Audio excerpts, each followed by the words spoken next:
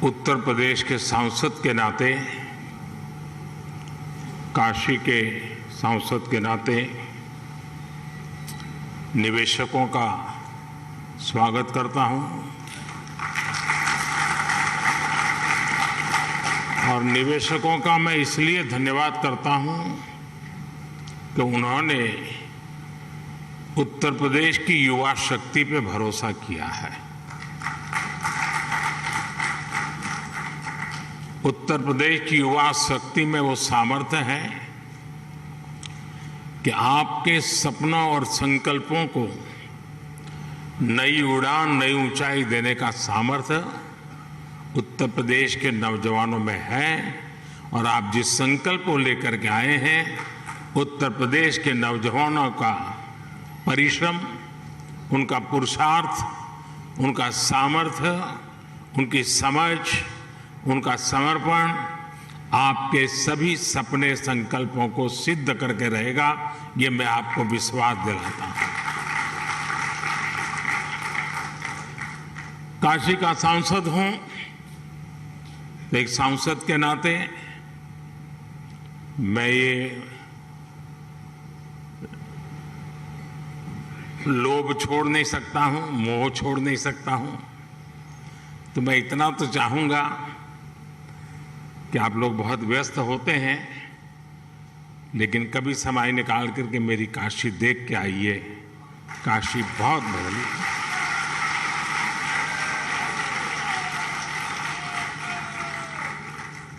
काशी बहुत बदल गई है। विश्व की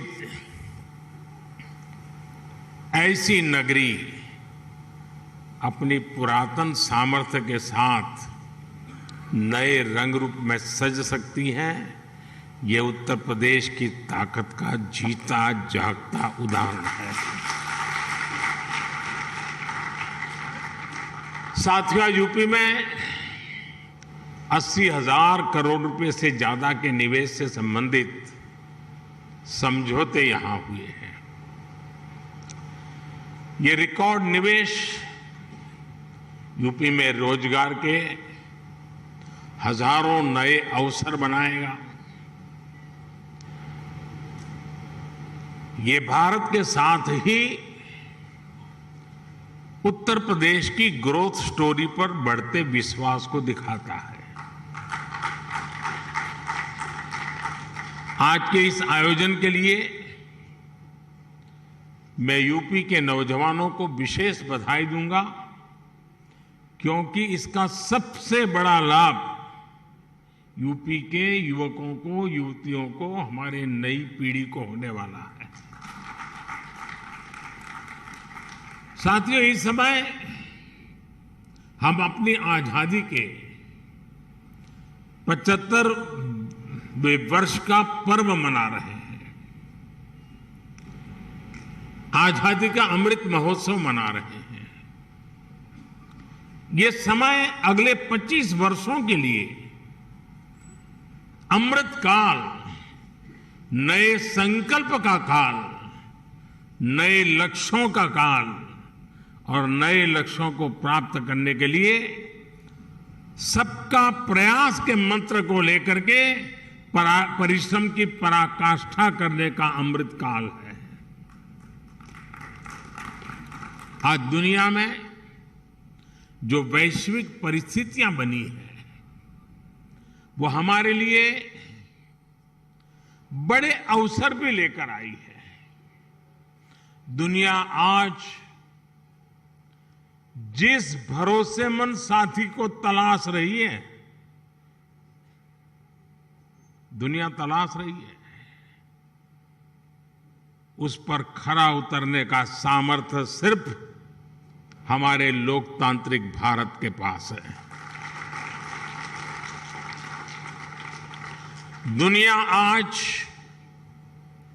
भारत के पोटेंशियल को भी देख रही है और भारत के परफॉर्मेंस की भी सराहना कर रही है।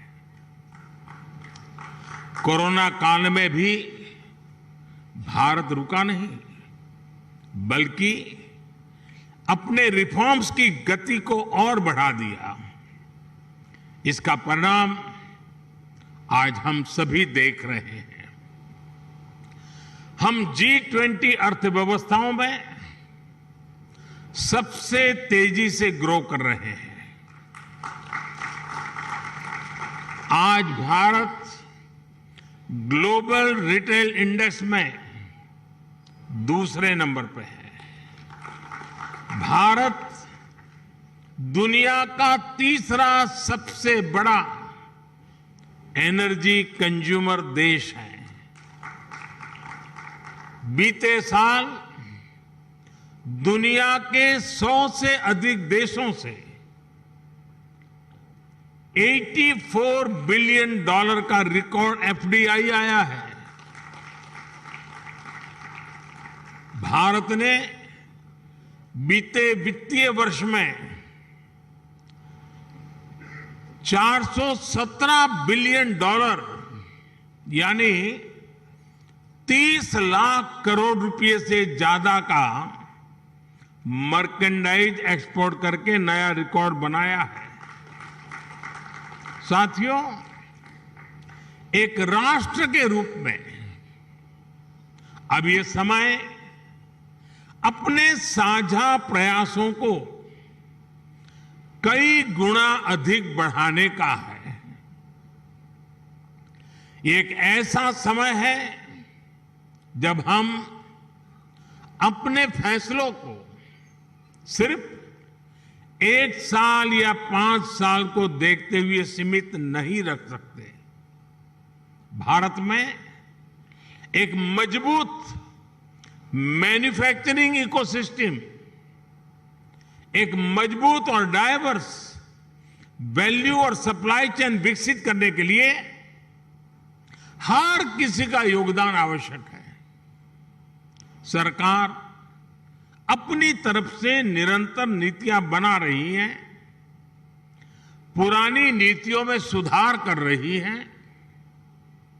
अभी हाल ही में केंद्र की एनडीए सरकार ने अपने 8 वर्ष पूरे किए हैं। इन वर्षों में हम, जैसा अभी योगी जी बता रहे थे, रिफॉर्म, परफॉर्म, ट्रांसफॉर्म के मंत्र के साथ आगे बढ़े हैं। हमने पॉलिसी स्टेबिलिटी पर जोर दिया है, कोऑर्डिनेशन पर जोर दिया है, ईज ऑफ डूइंग बिजनेस पर जोर दिया है। बीते समय में हमने हजारों कंप्लायंस खत्म किए हैं, पुराने कानूनों को समाप्त किया है। हमने अपने रिफॉर्म से एक राष्ट्र के रूप में भारत को मजबूती देने का काम किया है। One nation one tax GST हो, वन नेशन वन ग्रिड हो, one nation one mobility card हो, one nation one ration card हो, ये सारे प्रयास हमारी ठोस और स्पष्ट नीतियों का प्रतिबिंब है। जब से यूपी में डबल इंजन की सरकार बनी है, तब से यूपी में भी इस दिशा में तेजी से काम हो रहा है। विशेषकर यूपी में जिस प्रकार कानून व्यवस्था की स्थिति सुधरी है, उससे व्यापारियों का भरोसा लौटा है, बिजनेस के लिए सही माहौल बना है। बीते वर्षों में यहां की प्रशासनिक क्षमता और गवर्नेंस में भी सुधार आया है। इसलिए आज जनता का विश्वास योगी जी की सरकार पर है और जैसे उद्योग जगत के साथी अपने अनुभव के आधार पर अभी उत्तर प्रदेश की सराहना कर रहे थे, मैं सांसद के नाते अपने अनुभव बताता हूं। कभी हमने कोई उत्तर प्रदेश के एडमिनिस्ट्रेशन से निकट से नहीं देखा था। कभी मुख्यमंत्रियों की मीटिंगों में लोग आया करते थे तो वहां के एजेंडा कुछ अलग होते थे। लेकिन एक सांसद के रूप में जब मैं यहां काम करने लगा तो मेरा विश्वास अनेक गुना बढ़ गया कि उत्तर प्रदेश का ब्यूरोक्रेसी, उत्तर प्रदेश के एडमिनिस्ट्रेशन में वो ताकत है जो देश उनके पास चाहता है। जो बात उद्योग जगत के लोग कह रहे थे, एक सांसद के नाते मैंने स्वयं ने इस सामर्थ्य को अनुभव किया है और इसलिए मैं यहां सरकार के सभी ब्यूरोक्रेट्स, सरकार के छोटे मोटे हर व्यक्ति को ये जो मिजाज उनका बना है इसके लिए बधाई देता हूं, उनका अभिनंदन करता हूं। साथियों, आज यूपी की जनता ने 37 साल बाद किसी सरकार को फिर से सत्ता में वापस लाकर अपनी सेवा की जिम्मेदारी सौंपी है। साथियों, उत्तर प्रदेश में भारत की 5वें छठे हिस्से की आबादी रहती है, यानी यूपी के एक व्यक्ति की बेहतरी भारत के हर छठे व्यक्ति की बेहतरी होगा। मेरा विश्वास है कि यूपी ही है जो 21वीं सदी में भारत की ग्रोथ स्टोरी को मोमेंटम देगा। और इसी 10 वर्ष को आप देख लीजिए, एक उत्तर प्रदेश हिंदुस्तान का बहुत बड़ा ड्राइविंग फोर्स बनने वाला है जी। ये 10 वर्ष आपको दिखाई देगा, जहां परिश्रम की पराकाष्ठा करने वाले लोग हों, जिस प्रदेश में देश की कुल आबादी का 16% से अधिक कंज्यूमर बेस हो, जहां 5 लाख से अधिक आबादी वाले 1 दर्जन से ज्यादा शहर हो, जहां हर जिले का अपना कोई न कोई खास प्रोडक्ट हो, जहां इतनी बड़ी संख्या में एमएसएमईज हो, लघु उद्योग हो, जहां अलग अलग मौसमों में अलग अलग कृषि उत्पादों, अनाज, फल, सब्जियों की बहार हो, जिस प्रदेश को गंगा, यमुना, सरयू समेत अनेक नदियों का आशीर्वाद प्राप्त हो, ऐसे यूपी को तेज विकास से भला कौन रोक सकता है। साथियों, अभी इस बजट में ही हमने गंगा के दोनों किनारों पर, भारत सरकार के बजट की बात कर रहा हूं, 5-5 किलोमीटर के दायरे में केमिकल फ्री नेचुरल फार्मिंग का कॉरिडोर बनाने की घोषणा की है। डिफेंस कॉरिडोर की चर्चा तो होती है, लेकिन इस कॉरिडोर की कोई चर्चा नहीं करता है।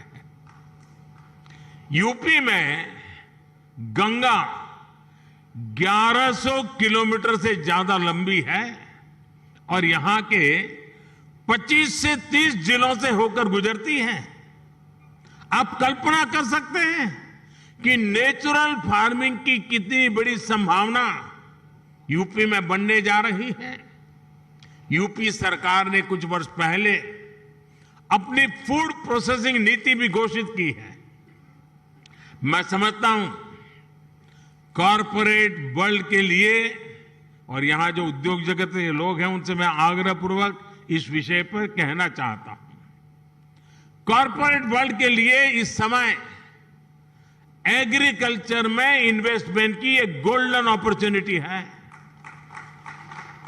साथियों, तेज विकास के लिए हमारी डबल इंजन की सरकार इंफ्रास्ट्रक्चर, इन्वेस्टमेंट और मैन्युफैक्चरिंग तीनों पर एक साथ काम कर रही है। इस साल के बजट में 7.5 लाख करोड़ रुपए के अभूतपूर्व कैपिटल एक्सपेंडिचर का एलोकेशन इसी दिशा में उठाया गया कदम है। मैन्युफैक्चरिंग को बढ़ावा देने के लिए हमने पीएलआई स्कीम्स घोषित की हैं, जिनका लाभ आपको यहां यूपी में भी मिलेगा। यूपी में बन रहा डिफेंस कॉरिडोर भी आपके लिए बेहतरीन संभावनाएं लेकर आ रहा है। भारत में आज डिफेंस मैन्युफैक्चरिंग पर जितना जोर दिया जा रहा है, उतना पहले कभी नहीं दिया गया। आत्मनिर्भर भारत अभियान के तहत हमने बड़ी हिम्मत के साथ फैसला किया है। हमने 300 चीजें ऐसी आइडेंटिफाई की हैं और हमने निर्णय किया है कि ये 300 चीजें अब विदेश से नहीं आएगी। यानी मिलिट्री इक्विपमेंट से जुड़ी हुई ये 300 चीजें हैं। मतलब डिफेंस के क्षेत्र में जो मैन्युफैक्चरिंग में आना चाहते हैं, उनके लिए इन 300 प्रोडक्ट के लिए तो मार्केट, एश्योर्ड मार्केट अवेलेबल है। इसका भी आपको बहुत ज्यादा लाभ मिलेगा। साथियों, हम मैन्युफैक्चरिंग और ट्रांसपोर्ट जैसे पारंपरिक बिजनेस की डिमांड को पूरा करने के लिए फिजिकल इंफ्रास्ट्रक्चर को आधुनिक बना रहे हैं। यहां यूपी में भी आधुनिक पावर ग्रिड हो, गैस पाइपलाइन का नेटवर्क हो, या फिर मल्टी मॉडल कनेक्टिविटी, सभी पर 21वीं सदी की आवश्यकताओं के अनुसार काम हो रहा है। आज यूपी में जितने किलोमीटर एक्सप्रेसवे पर काम हो रहा है, वो अपने आप में एक रिकॉर्ड है। आधुनिक एक्सप्रेसवे का सशक्त नेटवर्क उत्तर प्रदेश के सभी इकोनॉमिक जोन्स को आपस में कनेक्ट करने वाला है। जल्द ही यूपी की पहचान आधुनिक रेलवे इंफ्रास्ट्रक्चर के संगम के रूप में भी होने वाली है। ईस्टर्न और वेस्टर्न डेडिकेटेड फ्रेट कॉरिडोर, यही यूपी में आपस में एक दूसरे से जुड़ने वाले हैं। जेवर समेत यूपी के 5 इंटरनेशनल एयरपोर्ट यहां की इंटरनेशनल कनेक्टिविटी को और मजबूत करने वाले हैं। ग्रेटर नोएडा का क्षेत्र हो या फिर वाराणसी, यहां 2 multi modal logistic transport hub का निर्माण भी हो रहा है। इंडस्ट्रियल स्ट्रेटेजी के हिसाब से, लॉजिस्टिक के हिसाब से यूपी देश के सबसे आधुनिक इंफ्रास्ट्रक्चर वाले राज्यों में शामिल हो रहा है। यूपी में बढ़ती हुई ये कनेक्टिविटी और बढ़ता हुआ इन्वेस्टमेंट यूपी के युवाओं के लिए अनेक नए अवसर लेकर आ रहा है। साथियों, आधुनिक इंफ्रास्ट्रक्चर के निर्माण में गति आए, इसके लिए हमारी सरकार ने पीएम गति शक्ति नेशनल मास्टर प्लान बनाया है। ये केंद्र सरकार, राज्य सरकार, अलग अलग विभाग, अलग अलग एजेंसियां, इतना ही नहीं, स्थानीय स्वराज की संस्थाओं तक को, सभी को एक साथ जोड़ना, उसी प्रकार से प्राइवेट सेक्टर, बिजनेस से जुड़े संस्थानों को एक प्लेटफॉर्म पर लाने का काम ये पीएम गति शक्ति योजना के द्वारा हो रहा है। इस प्लेटफॉर्म के माध्यम से किसी भी प्रोजेक्ट से जुड़े हर स्टेक होल्डर को रियल टाइम जानकारी मिलेगी। अपने अपने हिस्से का काम उसे कब तक पूरा करना है, उसकी प्लानिंग वो समय पर कर पाएगा। बीते 8 साल में प्रोजेक्ट्स को समय पर पूरा करने का जो नया कल्चर देश में विकसित हुआ है, उनको ये नए आयाम देगा। साथियों, बीते वर्षों में भारत ने जिस तेजी से काम किया है, उसका एक उदाहरण हमारी डिजिटल क्रांति है। 2014 में हमारे देश में सिर्फ 6.5 करोड़ ब्रॉडबैंड सब्सक्राइबर थे। आज इनकी संख्या 78 करोड़ से ज्यादा हो चुकी है। 2014 में 1 GB डेटा करीब करीब 200 रुपये का पड़ता था।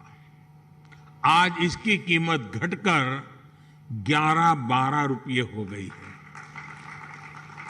भारत दुनिया के उन देशों में है जहां इतना सस्ता डेटा है।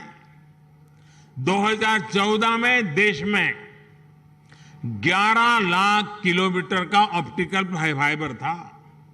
अब देश में बिछाए गए ऑप्टिकल फाइबर की लंबाई 28 लाख किलोमीटर के पार कर चुकी है। 2014 में देश में 100 से भी कम, यानी 100 भी नहीं, 100 से भी कम ग्राम पंचायतों में ऑप्टिकल फाइबर पहुंचा था। आज ऑप्टिकल फाइबर से जुड़ी ग्राम पंचायतों की संख्या भी 1.25 लाख को पार कर गई है। 2014 में देश में 90,000 के आसपास ही कॉमन सर्विस सेंटर्स थे। आज देश में कॉमन सर्विस सेंटर्स की संख्या भी 4 लाख से ज्यादा हो गई है। आज दुनिया के डिजिटल ट्रांजैक्शन का करीब करीब 40% भारत में हो रहा है। दुनिया का 40%। किसी भी हिंदुस्तानी को गर्व होगा। जिस भारत को लोग अनपढ़ बताते हैं, वो भारत ये कमाल कर रहा है। हमने बीते 8 वर्षों में डिजिटल क्रांति के लिए जिस फाउंडेशन को मजबूत किया, उसी का नतीजा है कि आज अलग अलग सेक्टर्स के लिए इतनी संभावनाएं बन रही है। इसका बहुत बड़ा लाभ हमारे युवाओं को मिला है। 2014 से पहले हमारे यहां कुछ 100 स्टार्टअप ही थे, लेकिन आज देश में रजिस्टर्ड स्टार्टअप की संख्या भी 70,000 के आसपास पहुंच रही है। अभी हाल ही में भारत ने 100 यूनिकॉर्न का रिकॉर्ड भी बनाया है। हमारी नई इकोनॉमी की डिमांड को पूरा करने के लिए डिजिटल इंफ्रास्ट्रक्चर की मजबूती का बहुत लाभ आप लोगों को मिलने वाला है। साथियों, मैं आपको आश्वस्त करता हूं कि यूपी के विकास के लिए, आत्मनिर्भर भारत के निर्माण के लिए जिस भी सेक्टर में जो भी रिफॉर्म आवश्यक होंगे, वो रिफॉर्म निरंतर किए जाते रहेंगे। हम नीति से भी विकास के साथ हैं, निर्णयों से भी विकास के साथ हैं, नियत से भी विकास के साथ हैं और स्वभाव से भी विकास के साथ हैं। हम सब आपके हर प्रयास में आपके साथ होंगे और हर कदम पर आपका साथ देंगे। आप पूरे उत्साह से उत्तर प्रदेश की विकास यात्रा में शामिल हो। उत्तर प्रदेश के भविष्य का निर्माण आपके भविष्य को भी उज्जवल बनाएगा। ये विन विन सिचुएशन है। ये निवेश सभी के लिए शुभ हो, सभी को लाभ देने वाला हो।